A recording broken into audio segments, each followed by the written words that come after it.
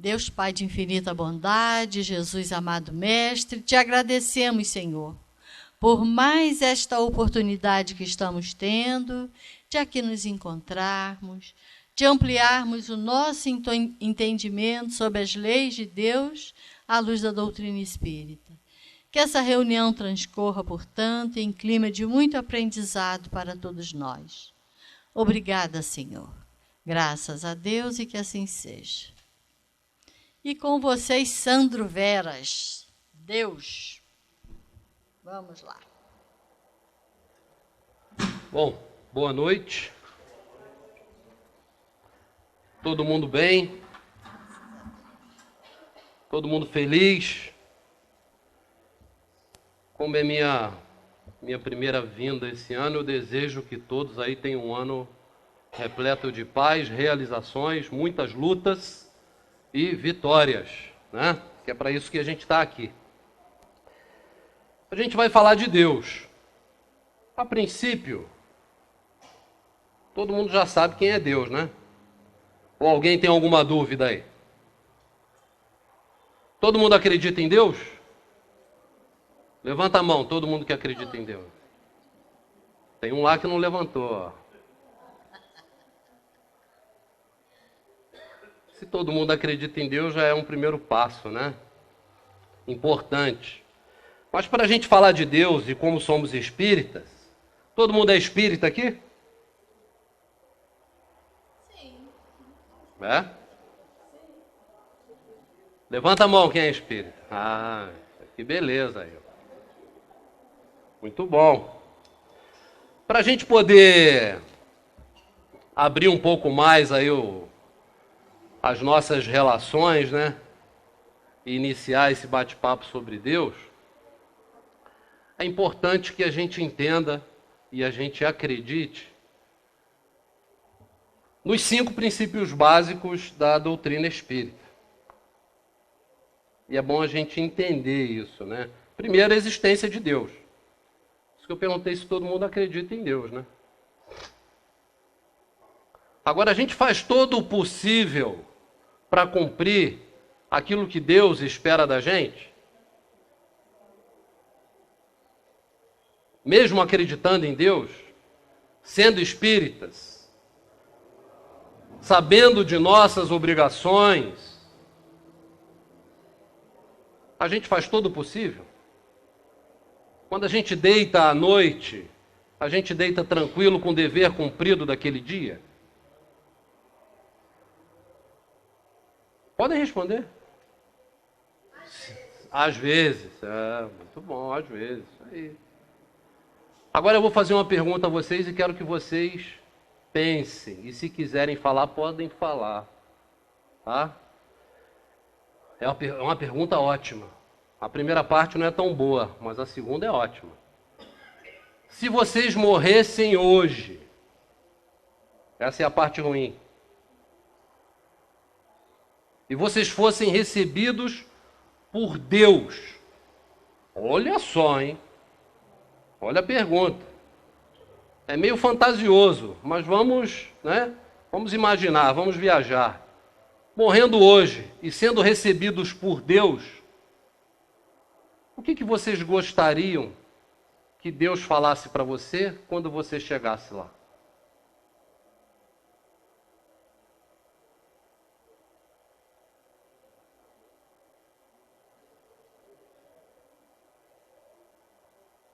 Hã?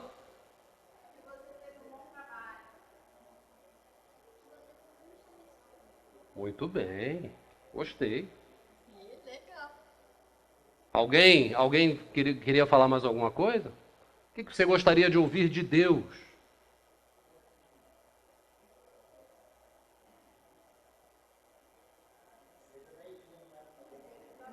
Seja bem-vindo, né?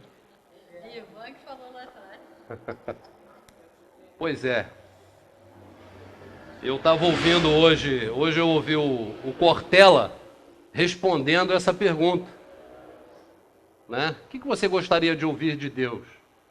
Aí ele respondeu uma coisa que, humildemente, eu estava pensando. Né? Ele respondeu o seguinte: Que bom ter você de volta. Já estava sentindo a sua falta. É claro que nós, quando desencarnarmos, não seremos recebidos por Deus. A gente está muito mais próximo de ser recebido em outras situações, né, do que por Deus. Mas a gente tem que trabalhar e se esforçar para realmente sermos recebidos por bons espíritos, para que pessoas sintam a nossa falta. E do lado de lá, a gente seja bem recebido. E tudo isso passa por tudo aquilo que nós vamos deixar aqui. A gente não leva nada, mas a gente pode deixar grandes ensinamentos e levar muitos conhecimentos. Levar grandes transformações. Só que isso vai passar pelo nosso entendimento. Então vamos lá, princípio básico da doutrina espírita. Existência de Deus. Imortalidade da alma. Todo mundo acredita, somos espíritas. Pluralidade das existências. Reencarnação, várias vidas. Pluralidade dos mundos habitados. E a comunicação dos espíritos. São os 5 princípios básicos da doutrina.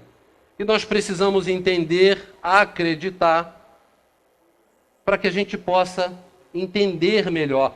De maneira nenhuma, meus amigos, a gente vai aqui explicar o que é Deus.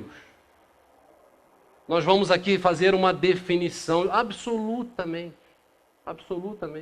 Até porque a gente vai tornando esse entendimento cada vez melhor de acordo com o avanço intelectual nosso, com o nosso avanço moral. Está lá no Livro dos Espíritos. Quanto mais a gente avança intelectualmente e moralmente, mais a gente vai conseguindo entender o todo. Então, se eu pedisse aqui, para a grande maioria das pessoas, me definir Deus, como é que a gente poderia definir Deus? Definam Deus para mim. Só uma inteligência. Um ser? Um poder superior. Amor. Tem gente que personifica Deus. Fala, quem é Deus para você? Deus é um senhor, é um velhinho sentado lá em cima, tomando conta da nossa vida, da nossa existência. Tem muita gente que cria essa imagem, personifica Deus, porque tem necessidade, assim como pessoas têm necessidade de amuletos, só assina contrato com uma caneta, as pessoas têm necessidade de personificar, de criar uma imagem. Mas Kardec fez questão de quebrar isso. Por isso que a primeira pergunta do Livro dos Espíritos é a pergunta mais importante do livro. Porque Kardec pergunta o que é Deus? O que é Deus? Vejam que ele não pergunta quem é Deus. Justamente para fugir. Como cientista, ele não queria que se criassem essa imagem. Porque se a gente for pensar tudo que foi criado, se a gente olhar para o planeta e personificar um ser, tem que ser um ser grande, né? Tem que ser uma pessoa bruta, vários braços, porque como é que constrói tudo isso? Vários olhos, porque como é que ele toma conta de todo mundo? Como é que ele consegue enxergar todo mundo? Mas essa é a nossa ideia. Na África, um senhor diz que Deus é negro. Algum problema? Nenhum. Existem mulheres reivindicando que Deus é uma mulher. Hoje ainda estava vendo um vídeo de um sábio indiano lá, que ele disse, se perguntar a um alce quem é Deus, ele vai dizer que é um alce enorme, com vários chifres. Porque o nosso momento, é aquilo que a gente entende, é aquilo que a gente busca. Nós não podemos, de maneira nenhuma, ir contra esse tipo de pensamento. Mas quando tivermos a oportunidade de expor o nosso pensamento, aquilo que a gente pensa, aquilo que a doutrina nos traz, baseado em reflexão, a gente tem que expor. Para a gente poder quebrar um pouco desse pensamento que muitas pessoas têm de que, eu fui lá fazer uma prova, não passei. Deus não quis que eu passasse. Como Deus não quis que você passasse? Você não estudou o suficiente para passar. Deus não tem nada a ver com isso. Absolutamente. Morreu, Deus levou. Não é assim que funciona. Deus, essa força que rege o universo, a força criadora, causa primária de todas as coisas, não está sentado numa nuvem tomando conta da nossa vida. Quem somos nós na criação para que Deus fique tomando conta do Sandrão? Olha ali o Sandro, olha lá, errou. Quem sou eu para achar que isso é assim? Que eu mereço essa vigilância constante de Deus? Se nós, como espíritas, acreditamos na pluralidade dos mundos habitados, Deus é Deus da onde? Não é do universo, do cosmos? Como é que Deus vai estar sentado numa nuvem tomando conta da minha vida? Da sua vida, da sua.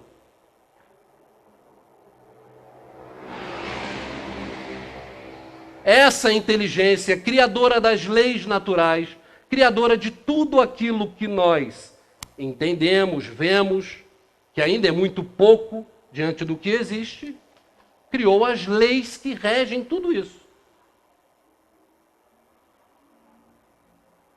E o movimento, o nosso movimento, as nossas ações, tudo aquilo que a gente faz, vai modelando o nosso destino, aquilo que nos chega. Por isso que a gente tem lei de causa e efeito, lei de progresso. Está lá no Livro dos Espíritos, nas leis. É só a gente pegar, ler, estudar, entender com calma.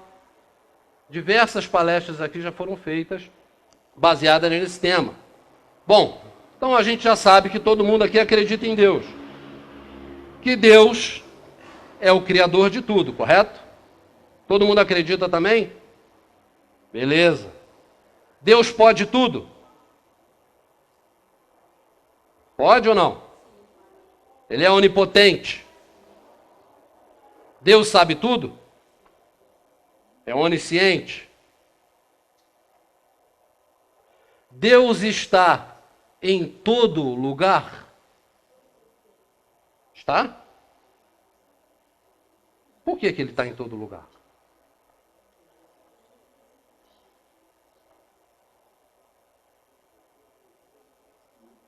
Se nós somos partes da criação, Deus está em cada um de nós. Deus está em tudo que nos cerca. Deus está no ar que respiramos. Na palavra Deus, entre tira o D e o S, o que sobra? Eu. Nós temos inseridos em cada um de nós as leis naturais, as leis divinas. As leis de Deus. Deus é bom ou Deus é ruim? Deus é bom? O tempo todo? Certeza? Oi? Justo. E o mal existe? Existe o mal? Quem criou o mal?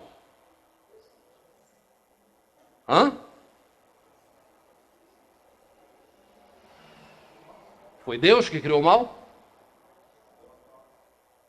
Nós fomos criados simples e ignorantes.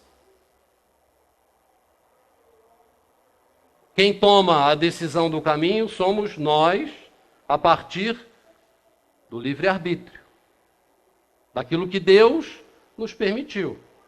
Né? Se a gente for aqui na questão 115, vou ler para vocês.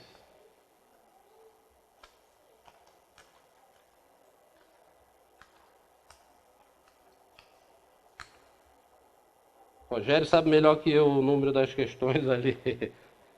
115. Kardec pergunta: uns espíritos foram criados bons e outros maus? Eles respondem: Deus criou todos os espíritos simples e ignorantes, ou seja, sem conhecimento. Deu a cada um deles uma missão com o fim de os esclarecer e progressivamente conduzir à perfeição, pelo conhecimento da verdade e para os aproximar dele, para se aproximar de Deus. A felicidade eterna e sem perturbações, eles a encontrarão nessa perfeição.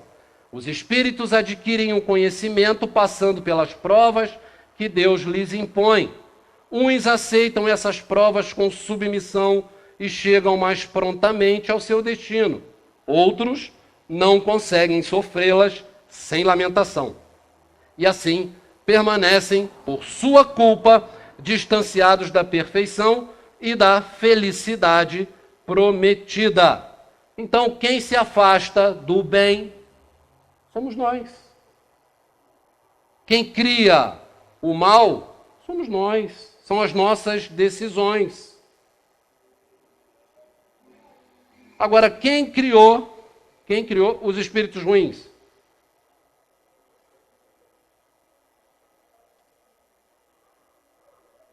Deus, né?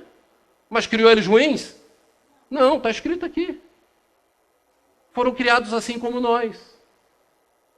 Alguns espíritos progridem mais rapidamente. Por quê?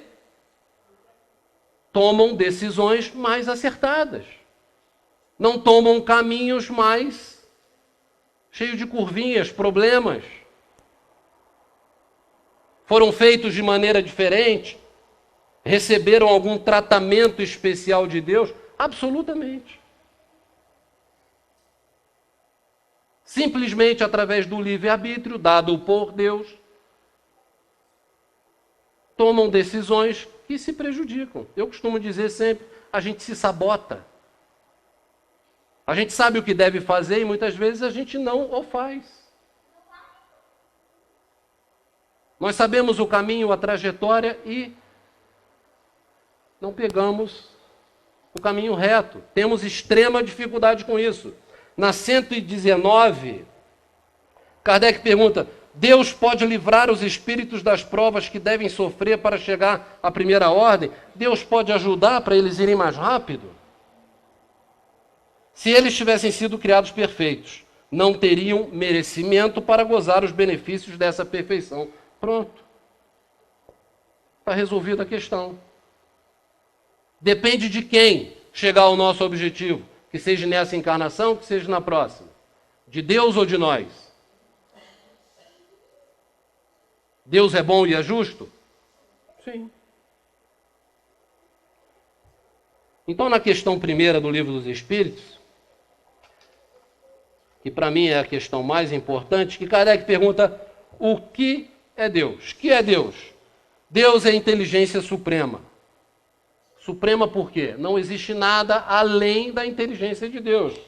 Causa primária de todas as coisas. Na seguinte ele pergunta: o que devemos entender por infinito? E os espíritos respondem: aquilo que não tem começo nem fim, o desconhecido. Todo desconhecido é infinito. Só quando ele fala aqui no infinito, aqui no pé, eles estão se referindo ao universo.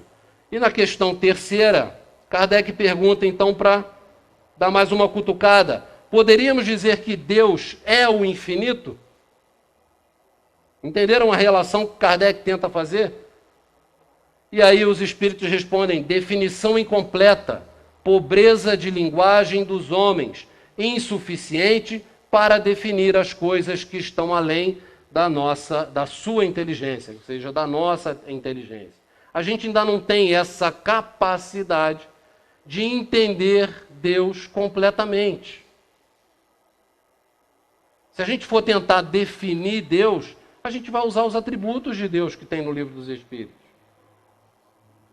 que a gente já vai ver um pouco mais para frente. Agora, realmente como funciona? Eu queria saber o que é realmente, aonde ele se instala, como é que é. A gente não tem essa capacidade. O que os Espíritos nos dizem é que, de acordo com a nossa progressão, de acordo com a nossa evolução moral, quanto mais próximos do nosso objetivo, quanto mais próximos da nossa perfeição, a gente vai entender cada vez melhor Deus. E alguém tem dúvida que ainda tem muita informação para chegar? Porque historicamente, se a gente pegar, vejam bem, Moisés alcançava uma ideia de um Deus não sendo mais voluntarioso, estabelecia um contrato, um conjunto de regras a serem obedecidas pelo povo. Amós compreendeu que a relação de Deus com o homem seria, embora severa, justa. Então era o Deus da justiça. Depois veio Oséias, que afirmava que Deus era severo, que sabia perdoar, então era o Deus do perdão. Depois surgiu Isaías, que compreendia Deus do Israel, que era o mesmo para toda a humanidade, então era o Deus único. E aí chega Jesus, que traduziu e juntou isso tudo nas relações e trouxe o Deus de amor. Então vejam essa trajetória, esse entendimento. Em cada época da humanidade, a humanidade necessitava de um avanço, de uma nova informação, que algo que agregasse e que impulsionasse. Nós estamos há 2000 anos com o Evangelho de Jesus à nossa frente. A humanidade melhorou? Vocês acham que melhorou? Podem falar, gente. Não? Certeza que não melhorou? Melhorou, sim. Melhorou. Olha, se a gente pegar aqui, a gente vai ter aí em 1900 e... Hoje eu estava até olhando isso, porque eu me fiz essa pergunta. Eu vou ler para vocês aqui, em 1850, o planeta atingiu 1 bilhão de pessoas. Em 1850, 1 bilhão de pessoas. Em 1950, 100 anos depois, 2,5 bilhões. Em 1987, olha só a progressão, éramos 5 bilhões. Em 2010, quase 7. Hoje somos 8. Se eu não me engano, já passamos um pouquinho de 8 bilhões de habitantes. Então, naturalmente, que o número de problemas, ele é proporcional ao número de habitantes. Não tem como fugir. Se antigamente existiam 500 milhões de pessoas, 1 bilhão, hoje nós somos quase 1000% a mais. E proporcionalmente os problemas não aumentaram 1000%. Temos mais problemas? Temos mais problemas porque temos o maior número de pessoas no planeta. Nesse momento, por exemplo, nós vivemos um clima terrivelmente estranho, não só no Brasil, no planeta, a gente fala muito do Brasil, que se agrava cada vez mais por conta de quê?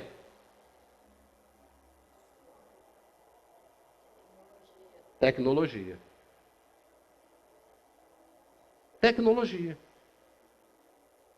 O que chega para nós e o que vende é coisa ruim. Façam aí a análise de vocês. Se alguém achar que é diferente, pode falar comigo. Se tiver um bom argumento e me convencer, eu aceito. Mas o que vende é coisa ruim, notícia ruim. Alguém aqui hoje abriu um site de boas notícias? Procurou ficar afastado de notícia ruim? Ou foi lá no celular e procurou aquele amigo que não concorda com você com as ideias políticas, o outro que está brigando não sei com quem, o outro... Qual foi a nossa atitude hoje? Aonde nós nos sintonizamos hoje?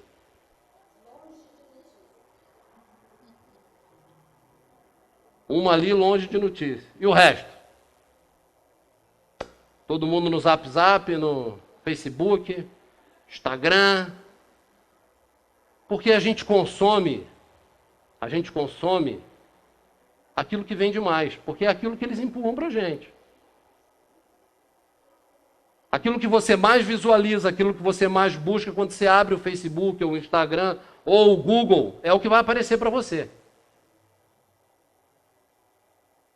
Então, se você abre ali e aparece notícia de guerra, de luta, é porque é ali que você está. É ali que a gente está se sintonizando. Gente, isso não é uma crítica. Isso é uma constatação de que nós precisamos mudar. Se a mudança não for feita em cada um de nós, a gente não consegue mudar nada. Se só quem tiver que mudar for o próximo, a gente está ferrado. Porque a mudança começa na gente, na nossa atitude. O próximo vai mudar de acordo com a maneira que a gente exemplificar. E não adianta falar.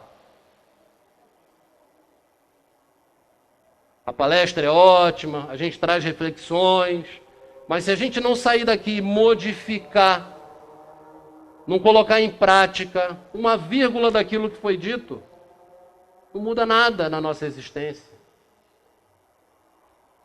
Se a gente sair daqui e continuar culpando Deus por todos os fracassos, todos os problemas, por todas as dificuldades, não vai mudar nada. Deus vai se ofender com a nossa postura negativa, por exemplo? Absolutamente.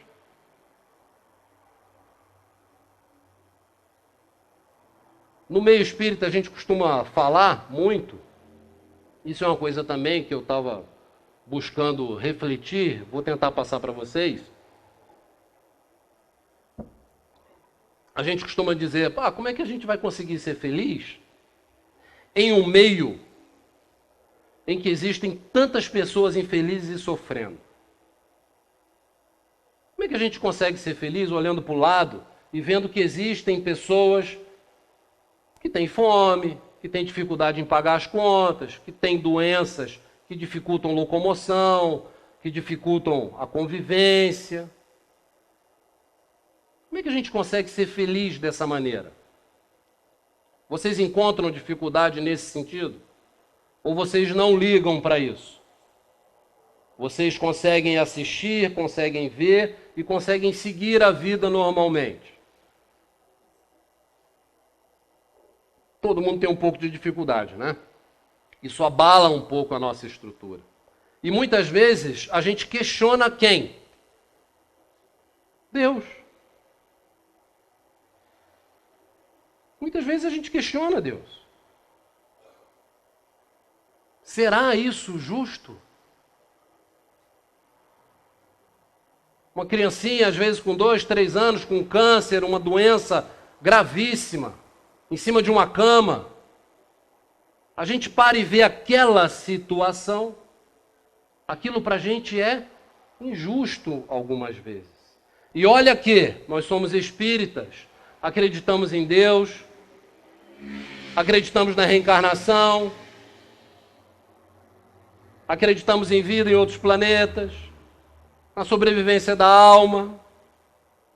Então vejam a necessidade do estudo e do conhecimento. Agora, se aquela criancinha que está ali, se a gente souber que aquela criancinha na última encarnação roubava o dinheiro que era para comprar o remédio de dor para aqueles pacientes que sofriam da mesma doença que ela está ali em cima da cama. que ela trocava os medicamentos e botava um placebo ali e distribuía para as pessoas. Aí tem justiça? Tem. Foi Deus quem impôs a ela essa pena? Quem impôs a ela essa pena? Ela. Então vejam como é importante o estudo e a compreensão da doutrina espírita. Como é importante a gente não julgar.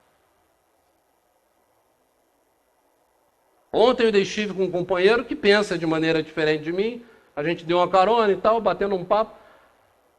De que importa a gente pensar de maneira diferente? Que seja politicamente, que seja religiosamente. Qual o problema de pensar diferente? A gente vai deixar de ser amigo por pensar diferente? Não pode ser assim. Se fizermos isso, não estamos entendendo aquilo que estudamos, aquilo que professamos. Não entendemos a quem? A Deus.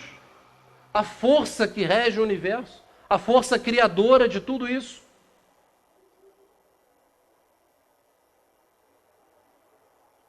Mas se a gente não se policiar,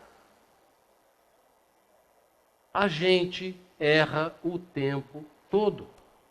Por quê? Porque a gente julga. Basta abrir aqui o Facebook que a gente já começa o julgamento. Se uma pessoa posta algo que você não concorda, a vontade que a pessoa tem é de responder. É a primeira vontade que a pessoa tem, é responder. E criar questionamentos, e às vezes, né? E até mais à frente. A gente vê isso no meio espírita, por exemplo, uma coisa que, né, eu particularmente sou totalmente contra, a pessoa que se diz espírita ser favorável ao aborto. Não estudou a doutrina espírita. Ponto. Ponto final. Não tem questionamento. Não tem questionamento, porque o espírito se liga ao corpo em informação no momento da concepção. Ponto final. Se você é a favor do aborto, você está extirpando uma vida, você está cortando uma oportunidade. Existem outras discussões mais profundas, pode-se discutir, mas a doutrina espírita não é favorável ao aborto. Ponto final. Ponto final. Existem milhões de argumentos. Então, se a pessoa estuda, compreende, diz que é espírita, vai na tribuna espírita e fala, não entendeu o que está aqui, o que está contido aqui. É simples assim. Pode frequentar a doutrina espírita, pode ler, pode estudar, até porque o espiritismo, Kardec, quando codificou, o que ele nos alertou? O espiritismo é fé o quê? Raciocinada. A gente não precisa aceitar tudo aquilo que a gente escuta. Vocês não precisam concordar comigo 100%, nem 50%, nem 10%, não precisam nem concordar. Desde que vocês estudem e tenham argumentos que superem aquilo que a gente traz aqui. Ó, isso não é assim, isso é dessa maneira. Isso é... Ótimo.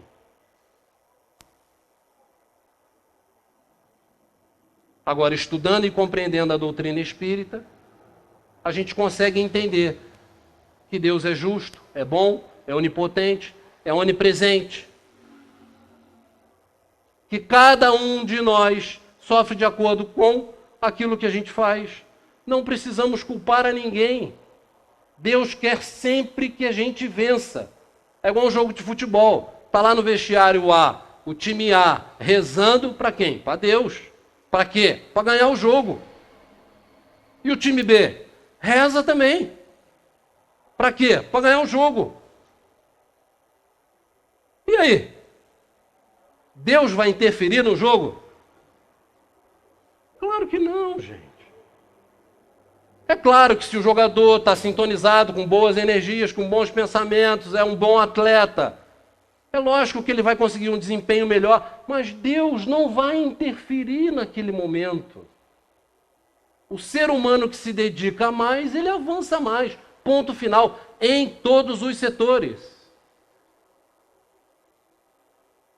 Se no seu trabalho, na sua tarefa, você é um cara que acorda cedo, é dedicado, se você trabalha, você consegue o que aquele outro que dorme demais, que é preguiçoso, que não cumpre as tarefas, que é enrolado, que não paga ninguém. Você consegue aquilo que ele não consegue. A sua vida caminha, a dele estaciona. Ah, por que você tem tudo e fulano não tem nada? Porque eu me esforço para ter. Porque eu trabalho, porque eu acordo, porque eu corro atrás, porque eu cumpro minhas obrigações. Tem um poema, não é espírita, tá? É de Leandro Gomes de Barros, que eu queria ler para vocês, só para vocês entenderem o seguinte. Vejam como esse poeta ele é católico. Eu vi uma citação desse poeta com o Ariano Suassuna. Eu gosto muito do Ariano Suassuna. Acho que muita gente aqui já deve ter visto, ouvido ou lido, né, algo do Ariano Suassuna. E ele fez uma citação desse poeta, Leandro Gomes de Barros, e ele fala de Deus. E vejam que a doutrina espírita responde todos os questionamentos desse poema aqui. Eu chamo de poema, tem uma linguagem específica, mas eu não guardei. Ele faz assim, são 3 estrofezinhas, 3 sextetos que ele chama, né? Ele diz assim, ó: se eu conversasse com Deus, iria lhe perguntar: por que é que sofremos tanto quando viemos para cá? Que dívida é essa que a gente tem que morrer para pagar? Perguntaria também como é que ele é feito, que não dorme, não come e vive assim satisfeito. Por que é que ele não fez a gente do mesmo jeito? Por que existem uns felizes e outros sofrendo tanto? Nascemos do mesmo jeito, moramos no mesmo canto. Quem foi temperar o choro e acabou salgando o pranto? Então, olha só, vejam vocês, o questionamento dele é válido, é lindo, é profundo. Mas é uma pessoa que não teve o contato com aquilo que a gente tem. Vejam a facilidade de responder o questionamento. Primeiro, se eu conversasse com Deus, eu ia perguntar por que é que nós sofremos tanto quando a gente vem para cá. Todos vocês têm resposta. Somos reencarnacionistas. A única explicação lógica para que uma criança nasça no mesmo meio de outra criança, uma sã e uma doente com grandes problemas, está na vida passada. Não tem outra explicação. Se a gente não encontra explicação nessa vida, e uma criança, que mal ela fez aos 2, 3 anos de idade, para poder sofrer de algo já dessa existência? Nada. Então, se ela sofre da existência passada, da encarnação passada. É necessário estudar, é necessário entender e é necessário crer, é necessário ter fé. E aí ele segue: que dívida é essa que a gente tem que morrer para pagar? Ou seja, ele já coloca a morte como sendo algo doloroso, sofrível. É outra maneira que o Espiritismo traz a gente enxergar a morte de maneira diferente. A morte, na verdade, é a libertação da alma, é a libertação do espírito. A morte nada mais é do que o retorno para a pátria espiritual. Nós somos seres espirituais, em experiência material. Nós não somos seres materiais que vamos, daqui a algum tempo, ter uma experiência espiritual e depois voltar para o corpo. É o contrário. Lá, na espiritualidade, é o nosso lar. E a gente não pode nem afirmar isso com tanta ênfase. Porque Deus queira que em breve a gente possa se encontrar em um mundo regenerador e depois em um mundo feliz, como espíritos mais evoluídos, com os nossos objetivos alcançados.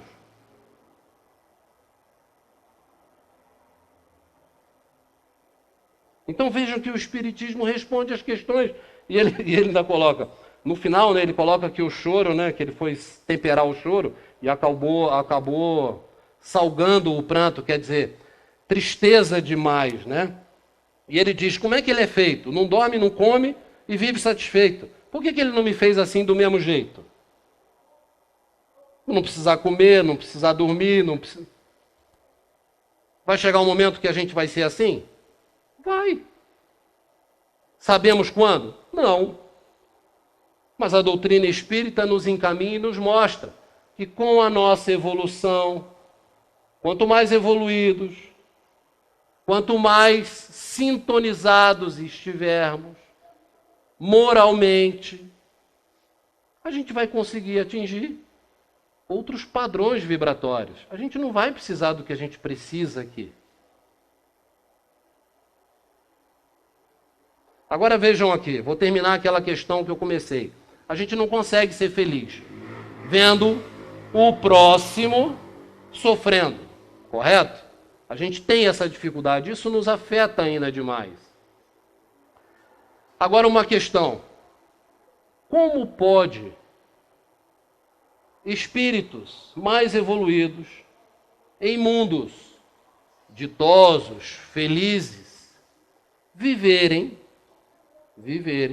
de maneira plena e tranquila, sabendo que para trás existem espíritos em sofrimento? Não é a mesma questão? Eu sei que tem gente aí que já está pensando diferente, claro, mas é para questionar. Se um espírito, se nós que somos atrasados, estamos em evolução, estamos em um mundo de provas e expiações, nos compadecemos com seres em sofrimento, que têm dificuldade, não conseguimos encontrar a paz necessária para a gente continuar. A gente não consegue olhar e esquecer. Como é que esses espíritos mais evoluídos conseguem fazer esse processo? Como é que eles conseguem viver nesses planetas ditos felizes sem se importar, entre aspas, né? Que a gente não sabe qual é a tarefa, mas como é que eles conseguem deixar aqueles que amam muitas vezes para seguir a sua trajetória?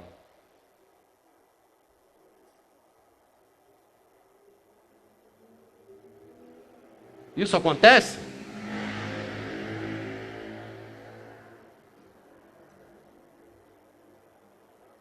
Difícil a gente pensar, né?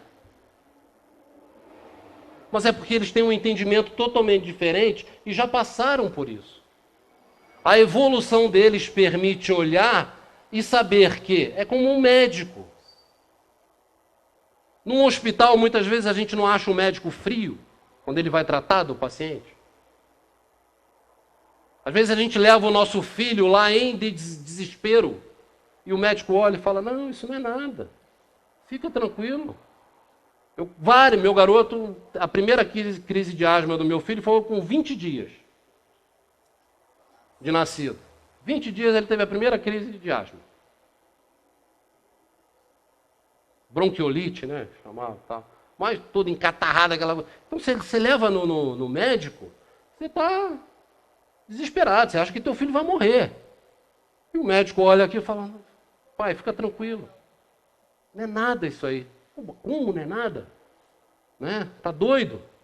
Não, não é nada. Vamos dar um remedinho aqui, vamos fazer uma nebulização. Já eles... Com esses espíritos mais adiantados do que nós, o pensamento é o mesmo.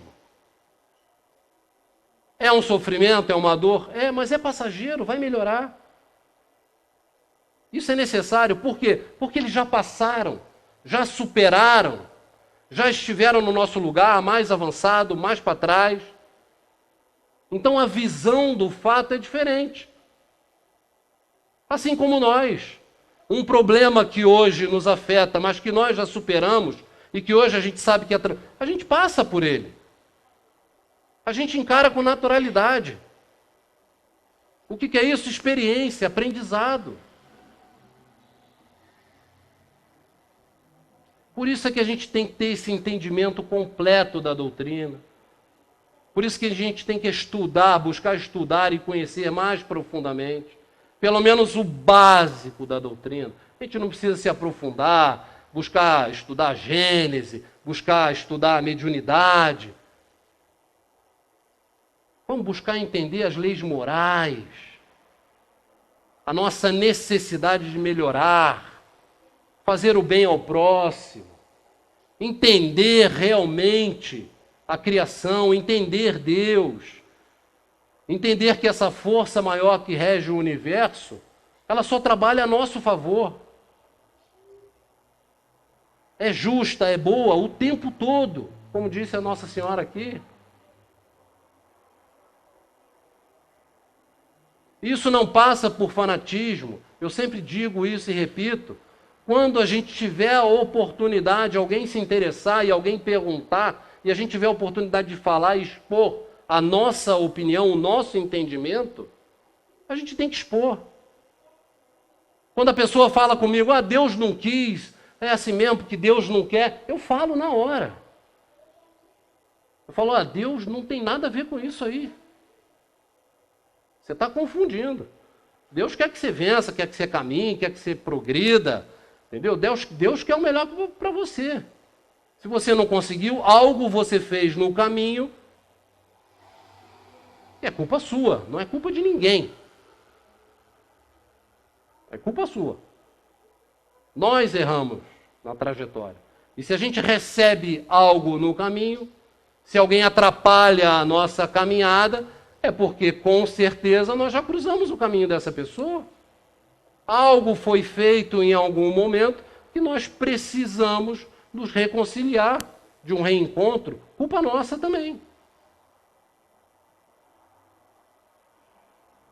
Então vejam que essa força que nos rege, que mantém essa bola, o que é mais incrível, tinha o globo aqui, né? Eu lembro muito do Zé Manel, o Zé Manel pegava muito esse globo, botava.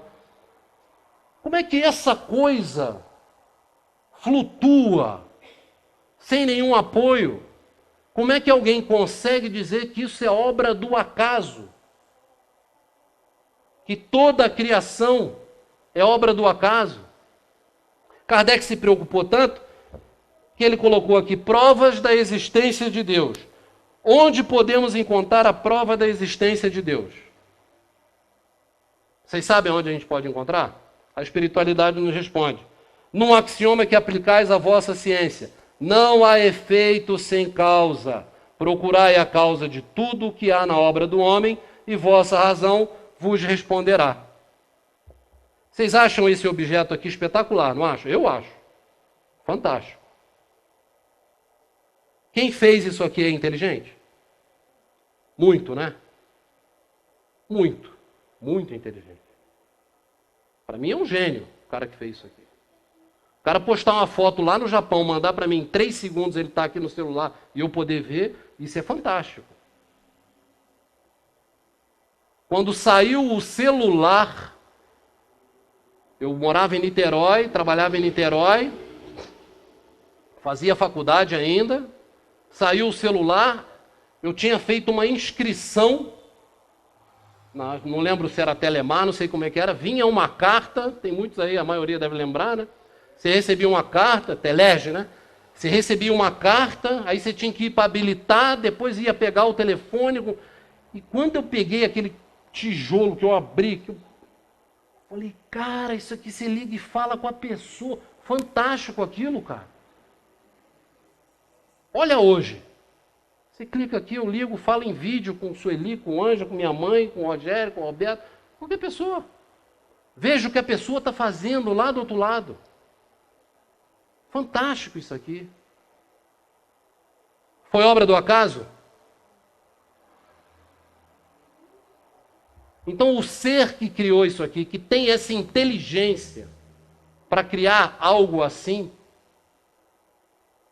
que nos conecta, né? E como diz a minha avó ali, que traz para perto quem está longe e distancia quem está perto, né? Que eu achei fantástica essa colocação dela, nunca esqueço. Né? Tem mais de 90 anos, hein?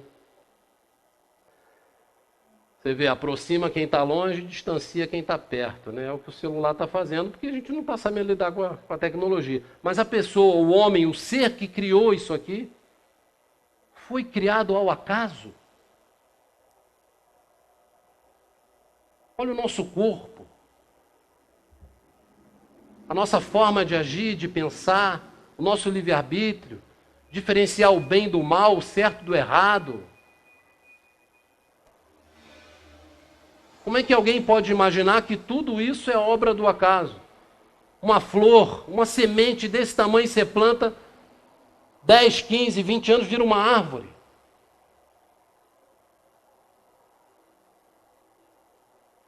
Fantástico.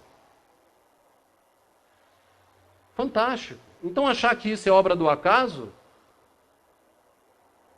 a pessoa sendo inteligente, capaz de raciocinar, porque né, os materialistas, eu não vou nem falar dos ateus, que é uma parte muito pequena da população, mas existem, a gente sabe que existem, né? Mas achar que tudo é obra do acaso, que o universo, que os planetas, que só existe vida no planeta Terra, é uma coisa, né, para gente que estuda né, e tenta abrir um pouco os horizontes. Estou tentando achar uma palavra, né? Não é estupidez, me veio a palavra, mas já fugiu. Eu acho que é muita ingenuidade, né? Ou maldade da pessoa e não querer admitir que existe algo superior que criou tudo isso. Né?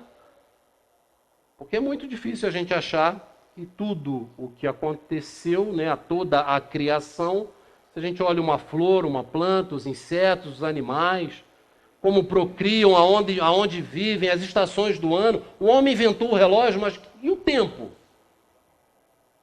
O dia, a noite, a manhã, o sol que nasce, a lua, as marés. Como é que o acaso conseguiu ser tão perfeito e pensou em tudo, num conjunto enorme de... Quer dizer, é um acaso muito inteligente. Né? É um acaso perfeito. Né? Então é Deus. Então, a gente já está com o tempo aí avançado. Eu espero que tenha trazido aí algumas reflexões, que a gente realmente possa pensar sempre em melhorar, né, em progredir, em evoluir. Sempre que a gente tiver a oportunidade de levar uma palavra amiga, um abraço, praticar a caridade, porque é através da caridade que a gente vai conseguir superar os nossos problemas. A gente pode achar que não, mas Jesus, quando resumiu tudo no amor, né, fazer ao próximo aquilo que a gente quer, que seja feito para nós, está tudo resumido nisso aí. A gente não precisa pensar demais. Está com preguiça?